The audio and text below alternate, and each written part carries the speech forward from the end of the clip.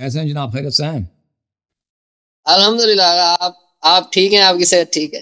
اللہ تعالیٰ کا بڑا احسان ہے. آپ سنائیں، خیریت سے ہیں انشاءاللہ؟ الحمدللہ. جی الحمدللہ. اگر سر یہ سوالات کچھ یوں تھے کہ ہم لوگ جو اردو، میں لاہور سے ہوں، آپ کے نالج میں ہے پہلے جی سے. مجھے یاد ہے آپ پروفیسر صاحب ہیں. اللہ آپ کو جی سلامت بہت رکھے. شکریہ، بہت شکریہ.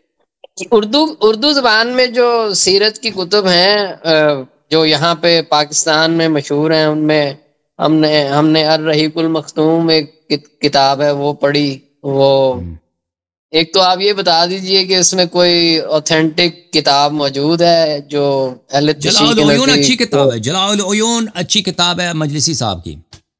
اور اس کے علاوہ جو کتاب ہے اس کا کیا نام ہے، شیخ عباس قمی کی جو ہے منتہی الاعمال، وہ بھی اوکے ہے. اس کے علاوہ بحار اچھا الانوار بہترین ہے. بحار الانوار بہترین ہے. جی ہاں. اور ایک اور کتاب اس نے ٹھیک. لکھی نا، سید جعفر مرتضی عاملی نے، الصحیح من السیرہ، عربی زبان میں. وہ تو بہت لمبی ہے، 20-30 مجلدات ہیں اس کے. وہ بھی اچھی ہے. ٹھیک ہے.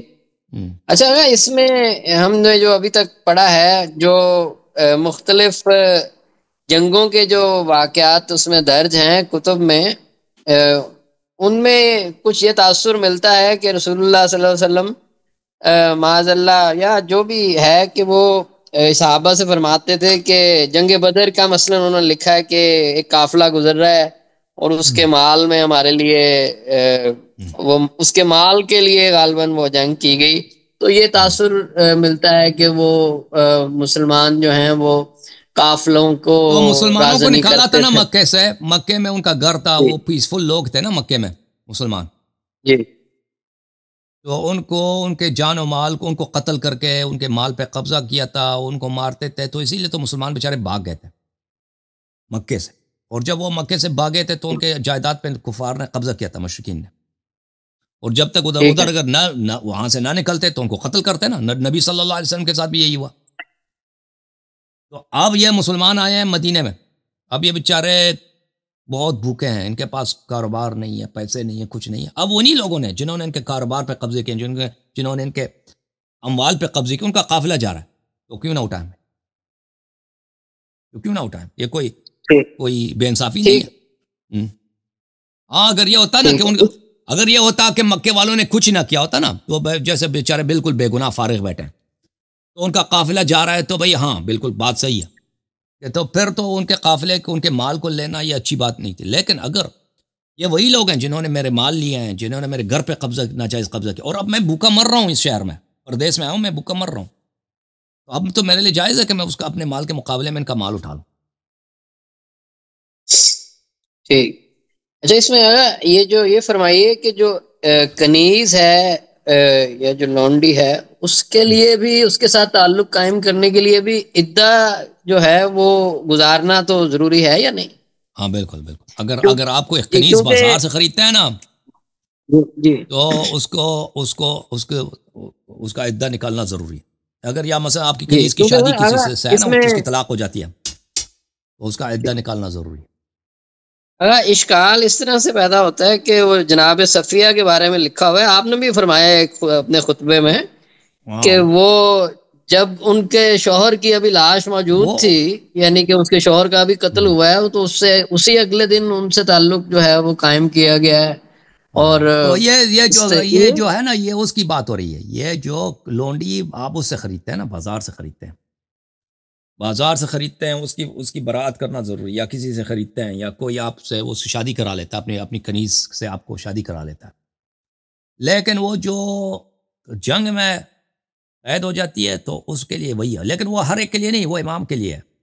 امام علیہ السلام کے کمانڈ کے اندر اگر کوئی جنگ ہو اور ان کی اجازت سے کوئی کنیز لے لیں، وہ آپ کو کنیز کوئی عطا کرے، تو اس کی بات ہو رہی ہے. صحیح ہے، اس کا حکم اور ہے.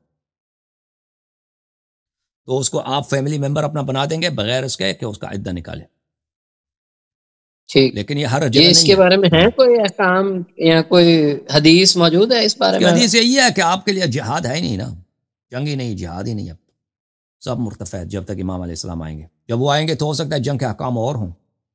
جب امام مہدی علیہ السلام آ جائے، تشریف لائیں، تو ہو سکتا ہے اس زمانے میں جہاد کے اور احکام ہوں. ٹھیک ہے نا، جو ابھی ہمارے پاس نہیں ہے. تو ابھی بالکل ہمیں نہیں معلوم. اچھا ٹھیک ہے. یہ تو مبتلا ہے ہی نہیں، یہ تو ہے نہیں اب، کیونکہ اب جہاد ہی نہیں ہے. تو یہ تو یہ تو واسطہ ہی نہیں پڑتا اس کام سے. جی بس میرے 2 چھوٹے سے سوال اور ہیں. ایک یہ فرمائیے کہ جو قرآن کا موجودہ نسخہ ہے جس کو ہم سب حجت سمجھتے ہیں، اور اس کے بارے میں جو کتب میں درج ہے کہ وہ جمع اس طرح سے کیا گیا کہ ایک آیت کچھ افراد لے آئے، وہ اپنی گواہی بھی لے آئے اور وہ درج ہو گئی. ایک آیت جو ہے وہ حضرت عمر لائے اور وہ ان کے پاس گواہی نہیں تھی تو وہ درج نہ ہو سکی. اسی طرح اور بہت سارے معاملات. تو اس سے یوں معلوم ہوتا ہے کہ کسی بھی کتاب کو یہ ٹکڑوں میں آیتوں میں جمع کرنا، تو اس کا جو ایکچوئل ٹیکسٹ ہے، اس کا کانٹیکسٹ، کسی بھی بڑے کلام کو اس طرح ٹکڑوں میں جمع کریں تو اس سے کوئی اور ہی معنی اور کوئی اور ہی مفاہیم برآمد ہوں گے. وہ تو خود کہتا ہے نا کہ یہ ترتیب نزول نہیں ہے، یہ تو سب کو پتہ ہے. لیکن جو ایک آیت ہے یا ایک سورہ ہے، سورہ الحمد ہے مثال کے طور پہ، یا سورہ یاسین ہے، وہ پوری کی پوری ایک ہی تسلسل میں ہے یا اس میں بھی کوئی گڑبڑ؟ وہ جو چھوٹے صورتیں نا، چھوٹی صورتیں جیسے سورہ حمد ہے، وہ تو ہمیشہ مسلمان پڑھتے تھے، وہ تو لازمی بات ہے، وہ تو سب کو زبانی یاد تھی، نماز تو سب پڑھتے تھے. یا چھوٹی چھوٹی صورتیں ہیں نا، لمبی صورتوں میں یہ سوال پیدا ہوتا ہے کہ یا کس کا ترتیب نزول کیا ہوگا، ہمیں نہیں معلوم.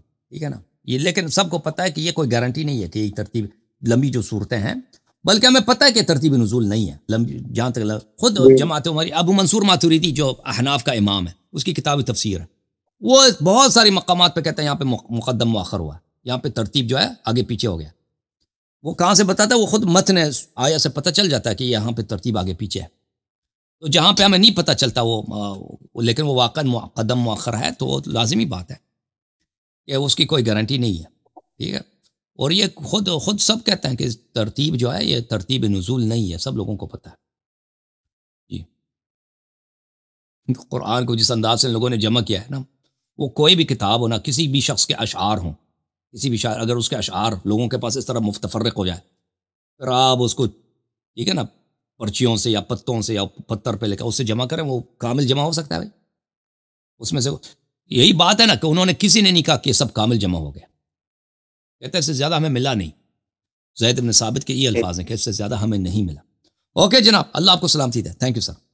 ایک آخری سوال، آخری یہ جو سادات جو ہیں، جو جس پہ صدقہ حرام ہے، یا وہ کہتے ہیں سادات جو ہیں وہ غیر سادات کا فطرانہ یا زکوٰۃ وہ نہیں لے سکتے، تو اول تو یہ نمبر 1 تو یہ کہ سادات کی کیا تعریف ہے، اور دوسرا یہ کہ یہ بات درست ہے یا اس میں بھی کچھ کہا؟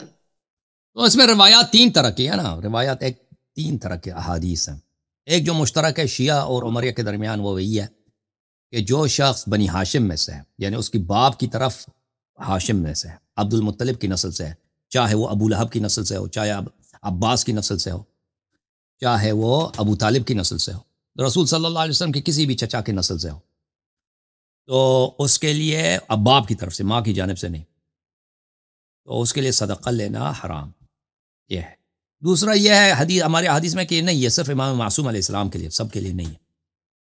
ٹھیک ہے نا. ایک اور بھی حدیث ہے اس کے متعلق، اب وہ کتاب امام حسن عسکری علیہ السلام ہے. تو یہ دو جو متفق ہے بین شیعہ اور عمری، وہ وہی ہے کہ جس کا باپ اب ہاشم کی نسل سے ہو اس کے لیے حرام، جو واقعاً ہاشم کی نسل سے ہے. اب یہ مشترک ہے، لیکن شیعوں کے پاس اس کے مقابلے میں یہ حدیث ہے کہ یہ صرف امام معصوم کے لیے. ٹھیک ہے نا. لیکن شیعہ عمل اسی پہ کرتے آ رہے ہیں کہ جس کا باپ ہاشم کے نسل سے ہے اس کے لیے صدقہ لینا حرام ہے. ماں کی بات نہیں ہو رہی، باپ کی بات ہو رہی. تو سید کوئی نہیں ہے، کوئی ٹائٹل نہیں ہے شریعت میں، کوئی کیٹیگوری نہیں ہے سید. یہ لوگوں میں ہے اور یہ بعد میں بنی ہے لفظ سید. جو شرعی جو کیٹیگوری ہے وہ ہاشمی ہے، جو بنی ہاشم میں سے، چاہے وہ بنی عباس میں سے ہو یا ابو طالب کے نسل سے ہو علیہ السلام، یا کسی اور چچا نبی صلی اللہ علیہ وسلم کا کوئی اور چچا اس کی نسل سے ہو، تو ان سب کے لیے مشترکہ حکم ہے. جی بڑی نوازش، بہت شکریہ. السلام علیکم، جزاک خیر.